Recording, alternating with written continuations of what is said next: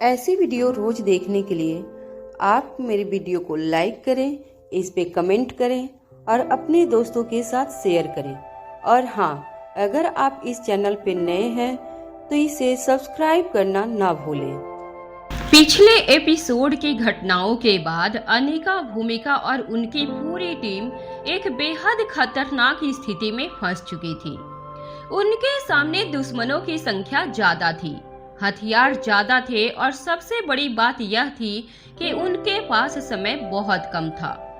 दूसरी तरफ जिस संगठन को रोकने के लिए वे यहाँ तक पहुंचे थे, उसके इरादे अभी भी पूरी तरह साफ नहीं थे। ऐसे में अनिका की टीम का एक छोटा सा गलत फैसला भी बहुत बड़ी तबाही का कारण बन सकता था। भूमिका ने अनिका से कहा, अनिका, अगर हम इन सभी गुंडों के साथ यही लड़ने में उलझ गए तो हो सकता है कि हम समय पर वहां पहुंच ही न पाए। हमें उस संगठन के लोगों को रोकना है और हमारे पास समय बहुत कम है। भूमिका की बात सुनकर अनिका ने बिल्कुल शांत स्वर में कहा, नहीं भूमिका, अब तुम्हें ज्यादा चिंता करने की जरूरत नहीं है। हम अपनी मंजिल तक पहुंच चुके हैं। अनिका की यह बात सुनते ही भूमिका और उसकी पूरी टीम हैरानी से उसके चेहरे की तरफ देखने लगी। किसी को समझ नहीं आ रहा था कि आखिर अनिका किस मंजिल की बात कर रही थी। उनकी जानकारी के अनुसार तो जिस जगह उन्हें पहुंचना था वह कोई दूसरी लोकेशन थी। फिर अनिका इस जगह को अपनी मंजिल क्यों बता रही थी? कुछ ही पल तक टीम के सदस्य एक दूसरे को देखते रहे। शायद उन्हें उम्मीद थी कि अनिका की बात किसी और को समझ आई होगी, लेकिन हर चेहरे पर वही उलझन थी। आखिरकार भूमिका खुद को रोक नहीं पाई। उसने पूछा, अनिका, आखिर तुम कहना क्या चाहती हो? क्या तुम हमें साफ साफ बता सकती हो? अब अनिका ने अपनी टीम को पूरी सच्चाई बताने का फैसला किया। उसने कहा, जो लोकेशन हमें सैटेलाइट के जरिए मिली थी, असल में वह इन लोगों की वास्तविक लोकेशन थी ही नहीं। इन लोगों ने हमें जानबूझकर गुमराह किया था। इनकी असली लोकेशन यही है। टीम के सभी सदस्य ध्यान से उसकी बात सुनने लगे।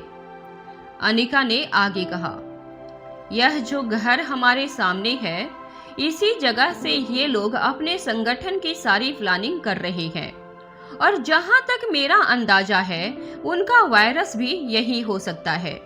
इसलिए मैंने कहा था कि हम अपनी मंजिल तक पहुंच चुके हैं।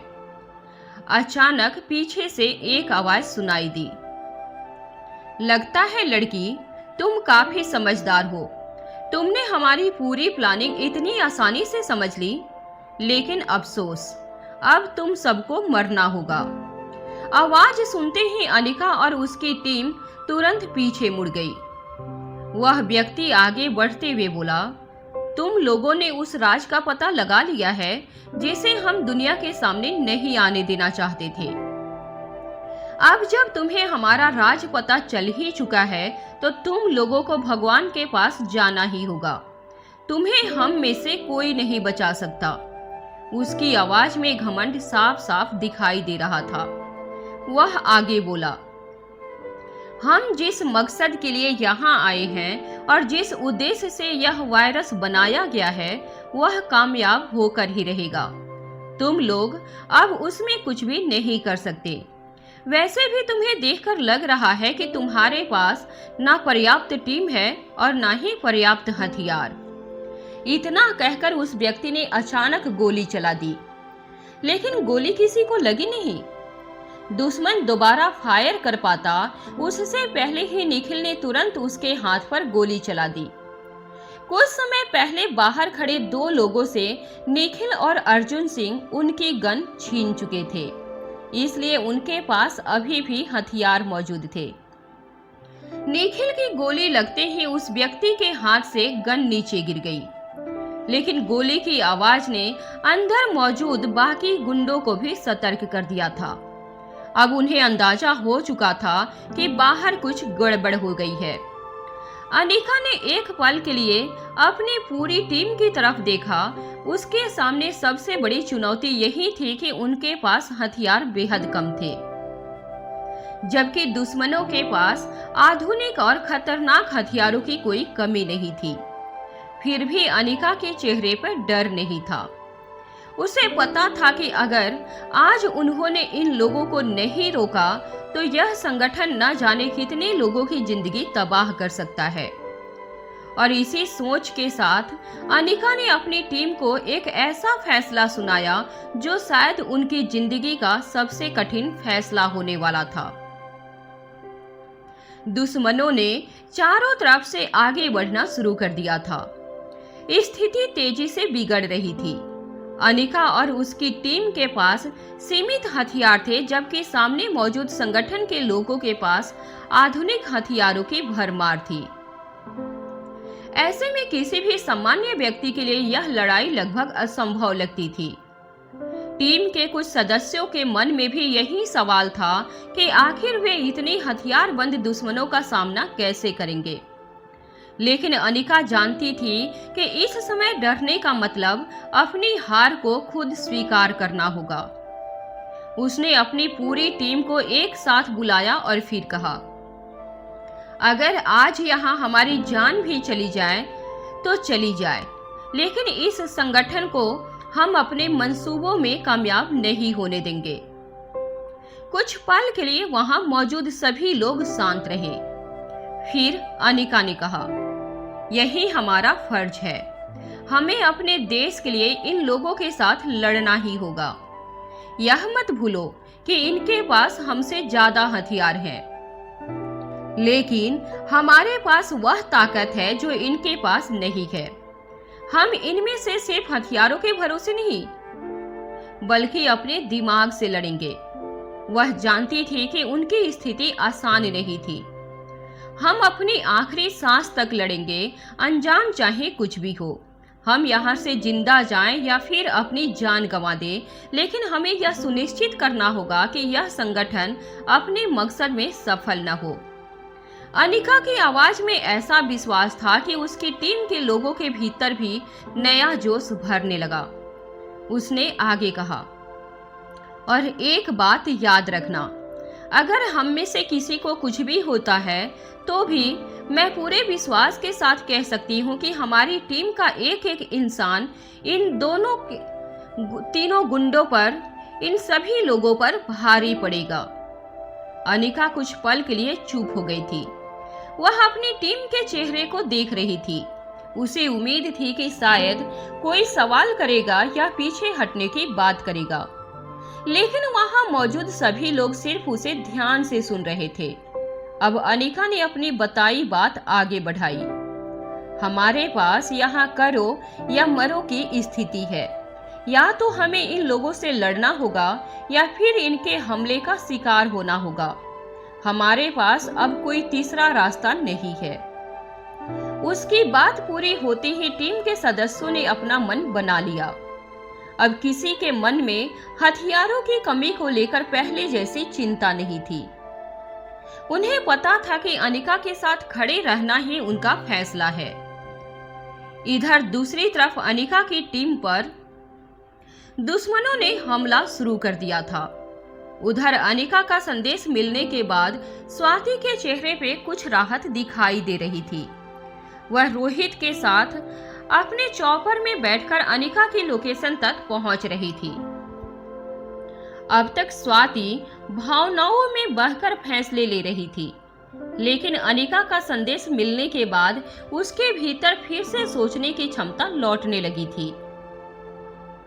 चॉपर में बैठी स्वाति को बूढ़े बाबा की कही बातें याद आने लगी।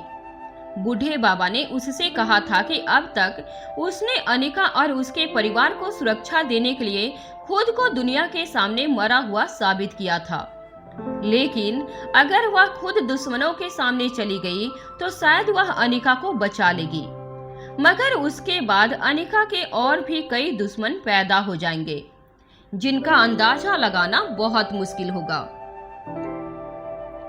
इन शब्दों को याद करते ही स्वाति कुछ पल के लिए बिल्कुल शांत हो गई। रोहित उसके पास बैठा था और लगातार उसके चेहरे के भावों को देख रहा था। स्वाति की परेशानी उससे छिप नहीं सकती। रोहित ने पूछा, माँ, क्या हुआ? आप कुछ परेशान हैं क्या? स्वाति ने तुरंत कहा, नहीं, ऐसी कोई बात नहीं है। लेकिन रोहित समझ चुका था कि बात इतनी सरल नहीं है। कुछ देर की चुप्पी के बाद उसने कहा, अगर मैं गलत नहीं हूं तो शायद आप अपने दुश्मनों के सामने जाने के बारे में सोच रही हैं। क्या यही वजह से आप परेशान हैं? स्वाति ने तुरंत अपना चेहरा रोहित की तरफ घुमा लिया। उसे आश्चर्य हुआ कि रोहित ने सिर्फ उसके चेहरे को देखकर ही उसके मन की बात समझ ली थी। कुछ देर तक स्वाति कुछ नहीं बोली, फिर उसने धीरे से सिर हिला दिया। रोहित ने कहा, आप चिंता मत कीजिए, पहले हम वहां पहुंचते हैं। मैं वहां रुकूंगा, मेरी टीम भी पीछे से आ रही है, आप यहां से वापस जा सकती हैं। रोहित की बात सुनकर स्वाति उसकी ओर देखने लगी। रोहित ने आगे कहा, जब तक हमें यह पता नहीं चल जाता कि हमारा नया दुश्मन कौन है, तब तक हमें अपने सारे पत्ते उनके सामने नहीं खोलने चाहिए।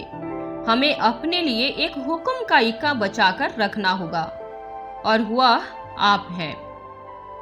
उसकी बात सुनकर स्वाति के मन में चल रहा तूफान धीरे धीरे शांत होने लगा। रोहित ने स्वाति को समझाते हुए कहा था, यह लड़ाई हम लोगों की है। मैं और अनिका इन लोगों से लड़ने के लिए पर्याप्त हैं।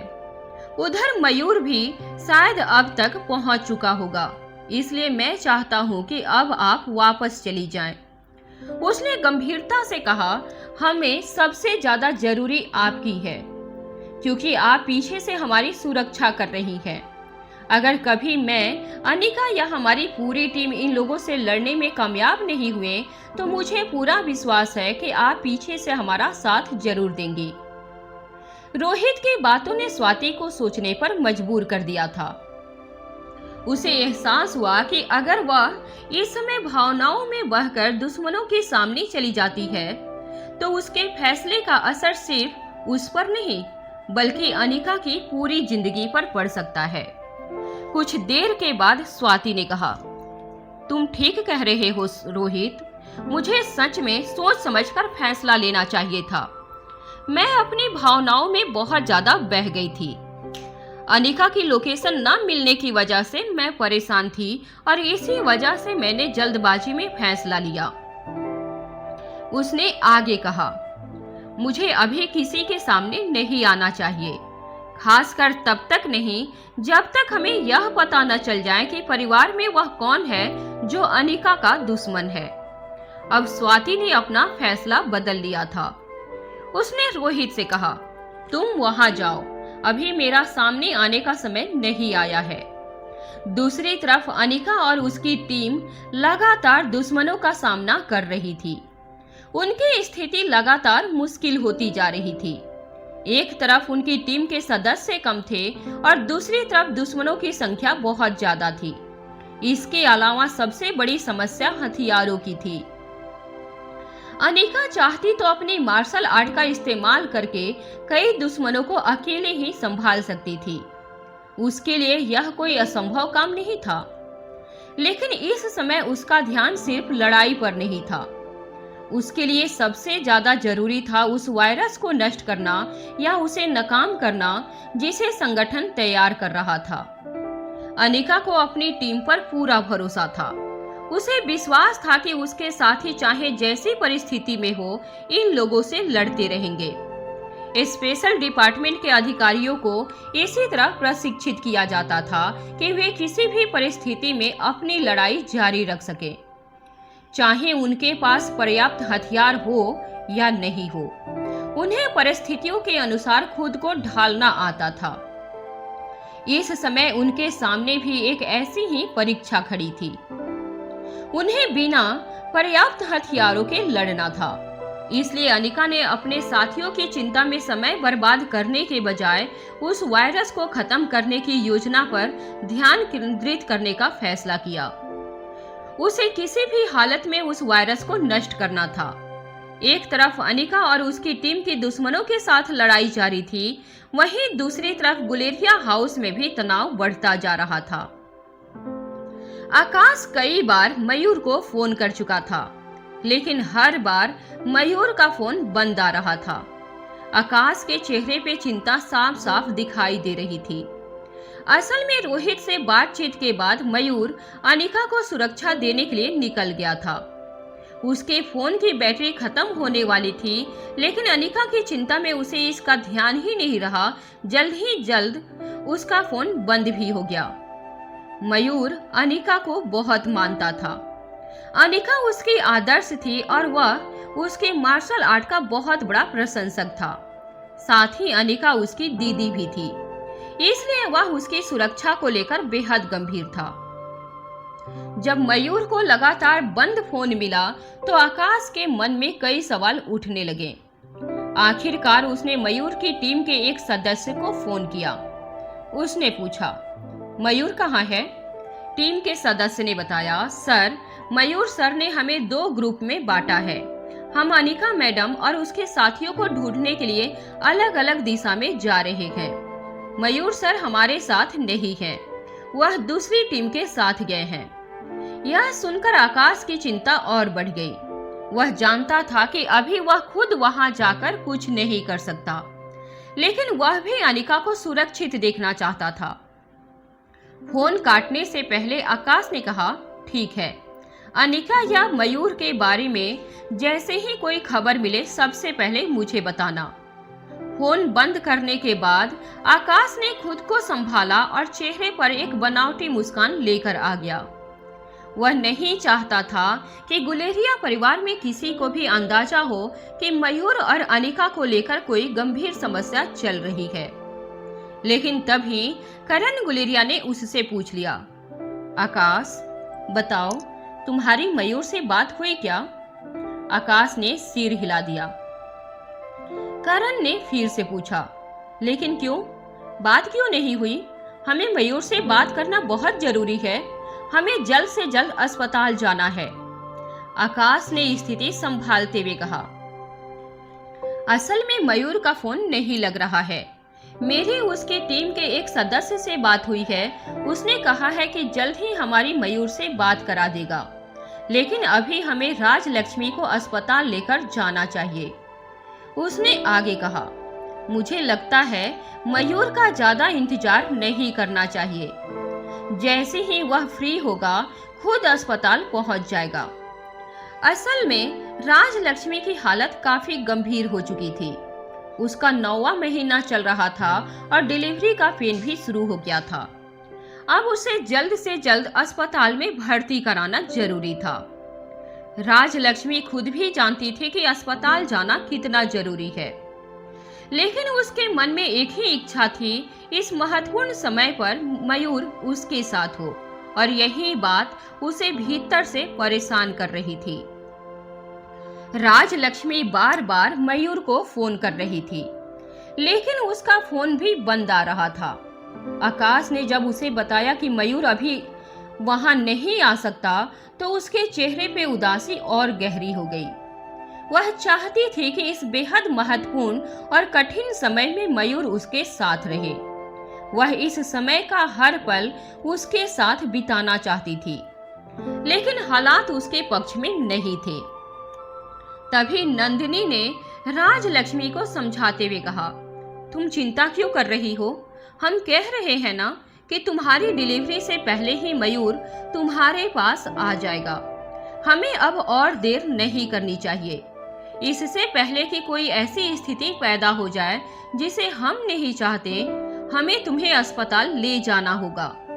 नंदिनी ने कहा, हमें बच्चे और तुम्हें तीनों को सुरक्षित रखना है। राजलक्ष्मी के जुड़वा बच्चे थे।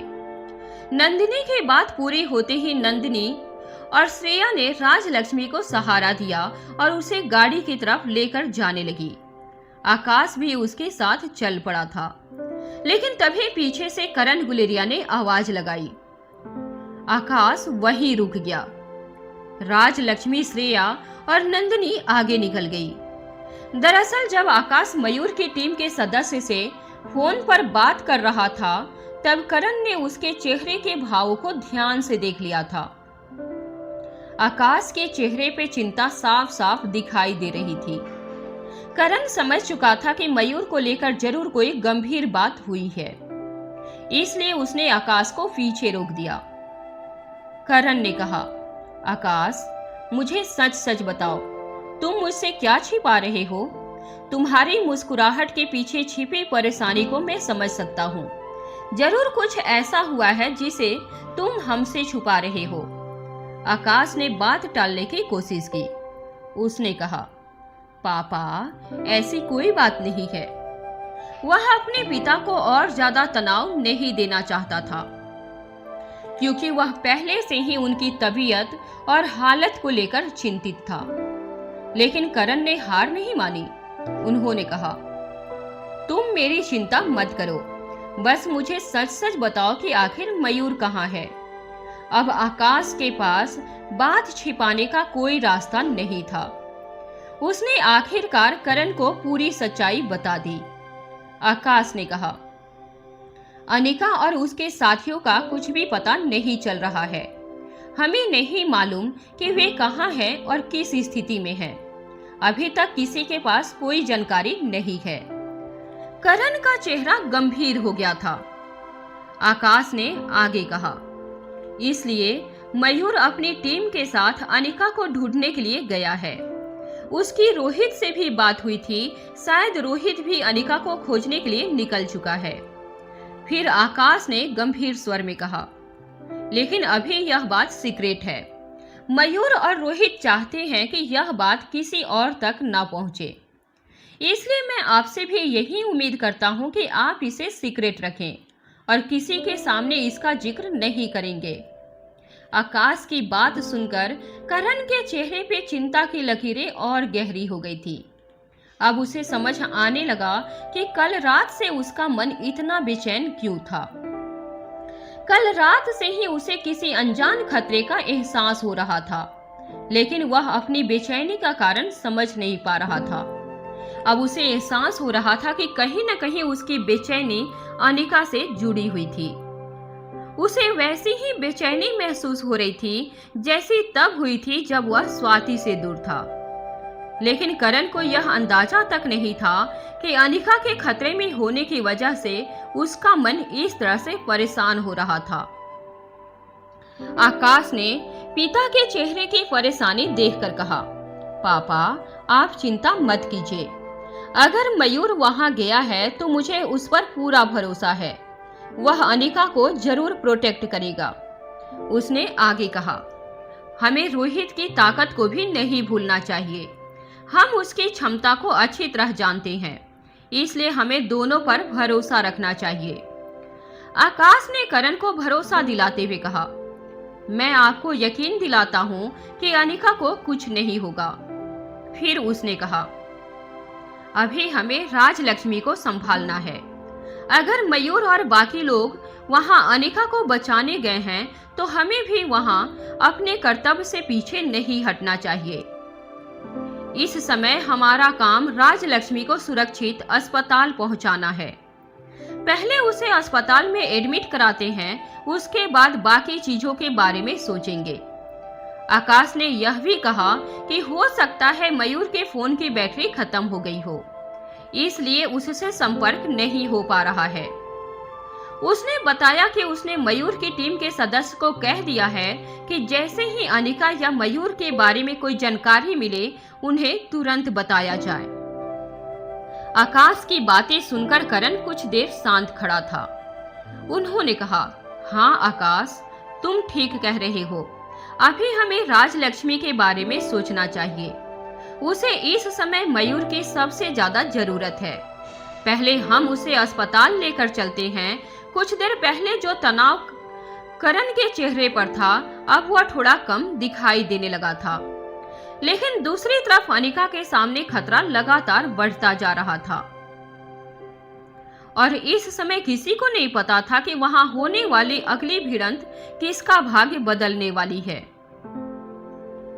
गुलेरिया हाउस में हुई बातचीत के बाद करण गुलेरिया भी आकाश के साथ उसी गाड़ी में बैठ गए। दूसरी तरफ राजलक्ष्मी, श्रेया और नंदिनी भी गाड़ी में बैठ चुकी थी। अब सभी अस्पताल के लिए रवाना हो चुके थे। गाड़ी आगे बढ़ रही थी, लेकिन परिवार के हर सदस्य के मन में अलग अलग तरह की चिंता थी। राजलक्ष्मी को अपने बच्चे की चिंता थी और उसके मन में लगातार मयूर का ख्याल चल रहा था। आकाश के मन में अनिका और मयूर की चिंता थी। वहीं करण के मन में अभी अभी मिली जानकारी लगातार घूम रही थी। किसी को नहीं पता था कि अगले कुछ समय में क्या होने वाला है।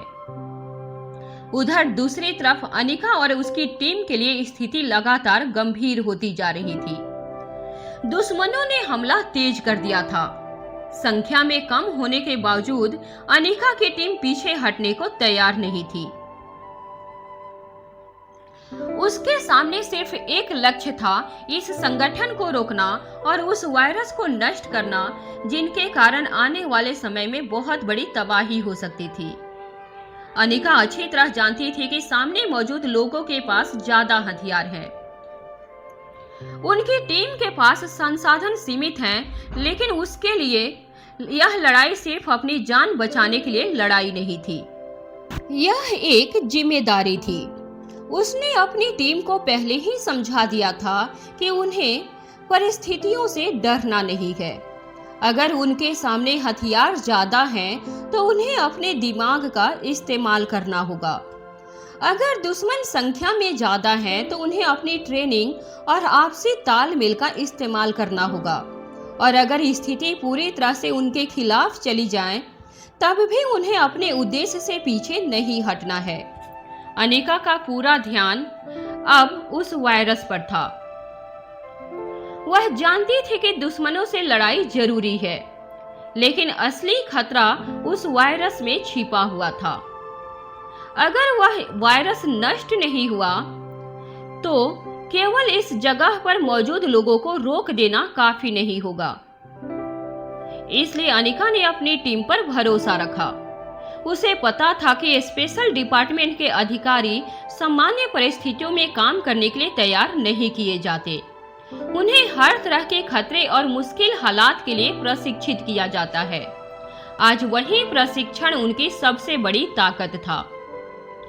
दूसरी तरफ स्वाति अब वापस जाने का फैसला कर चुकी थी। रोहित ने उसे समझा दिया था कि अभी उसके लिए दुश्मनों के सामने आना सही नहीं होगा। जब तक यह पता नहीं चल जाता कि परिवार के भीतर अनिका का दुश्मन कौन है, तब तक स्वाति को अपनी पहचान और अपनी मौजूदगी को छिपा कर रखना ही बेहतर है। स्वाति के लिए यह फैसला आसान नहीं था। एक माँ के रूप में उसका मन अनिका के पास जाना चाहता था, लेकिन एक समझदार और अनुभवी व्यक्ति के रूप में वह यह भी समझ चुकी थी कि भावनाओं में लिया गया फैसला कई जिंदगियों को खतरे में डाल सकता है। इसलिए उसने खुद को रोक लिया। अब जिम्मेदारी रोहित और बाकी टीम पर थी। उधर मयूर भी अनिका की तलाश में अपनी टीम के साथ निकल चुका था, लेकिन उसका फोन बंद हो जाने की वजह से किसी से उसका संपर्क नहीं हो पा रहा था। यही वजह थी कि गुलेरिया परिवार में चिंता लगातार बनी हुई थी। फिर भी आकाश और करण ने फैसला किया कि इस समय राजलक्ष्मी को अस्पताल पहुंचाना सबसे ज्यादा जरूरी है। गाड़ी तेजी से अस्पताल की तरफ बढ़ रही थी। राजलक्ष्मी पीछे बैठी हुई थी। उसकी हालत गंभीर थी और डिलीवरी का समय नजदीक था। उसके जुड़वा बच्चों के जन्म का समय आ चुका था। उसके मन में सिर्फ यही इच्छा थी कि किसी तरह मयूर उसके पास पहुंच जाए। लेकिन इस समय मयूर कहाँ था, वह किस स्थिति में था और क्या वह अनिका को सुरक्षित कर पाएगा, इन सवालों का जवाब किसी के पास नहीं था। एक तरफ अस्पताल की ओर बढ़ती गाड़ियां थीं, दूसरी तरफ एक खतरनाक ठिकाने पर अनिका और उसकी टीम दुश्मनों से जूझ रही थी। एक तरफ आने वाली जिंदगी को सुरक्षित करने की कोशिश हो रही थी और दूसरी तरफ कई जिंदगियों को बचाने के लिए एक खतरनाक संगठन को रोकने की लड़ाई चल रही थी। दोनों जगहों पर समय तेजी से बीत रहा था और आने वाले पल यह तय करने वाले थे कि कौन अपनी जिम्मेदारी निभाने में सफल होगा। करण और आकाश राजलक्ष्मी को अस्पताल पहुंचाने के लिए आगे बढ़ रहे थे, जबकि अनिका अपने साथियों के साथ उस वायरस को नष्ट करने की कोशिश में जुड़ी हुई थी। किसी को नहीं पता था कि इन दोनों घटनाओं का अगला मोड़ क्या होगा, लेकिन इतना तय था कि कहानी अब उस मुकाम पर पहुंच चुकी थी जहां एक छोटी सी गलती भी बहुत बड़ा परिणाम दे सकती थी। हेलो फ्रेंड्स, आज यह एपिसोड थोड़ा छोटा है, लेकिन कहानी अब एक बेहद महत्वपूर्ण मोड़ पर पहुंच चुकी है। अनिका और उसकी टीम के सामने संगठन का सबसे बड़ा खतरा है। वहीं दूसरी तरफ राजलक्ष्मी को अस्पताल ले जाया जा रहा है और मयूर का अब तक कोई संपर्क नहीं हो पाया है। अब देखना बेहद दिलचस्प होगा कि क्या अनिका उस खतरनाक वायरस को नष्ट कर पाएगी, क्या मयूर समय पर अनिका तक पहुंच पाएगा और क्या राजलक्ष्मी के इस कठिन समय में मयूर उसके पास वापस आ पाएगा। अगले एपिसोड में इन सभी सवालों के जवाब धीरे धीरे सामने आएंगे और आप लोगों से काइंडली रिक्वेस्ट है कि प्लीज आप लोग मेरे वीडियो को हाइप जरूर करें, चैनल को सब्सक्राइब करें और ज़्यादा से ज़्यादा कमेंट करें, क्योंकि आपके कमेंट मुझे अगली वीडियो बनाने के लिए प्रेरित करती है।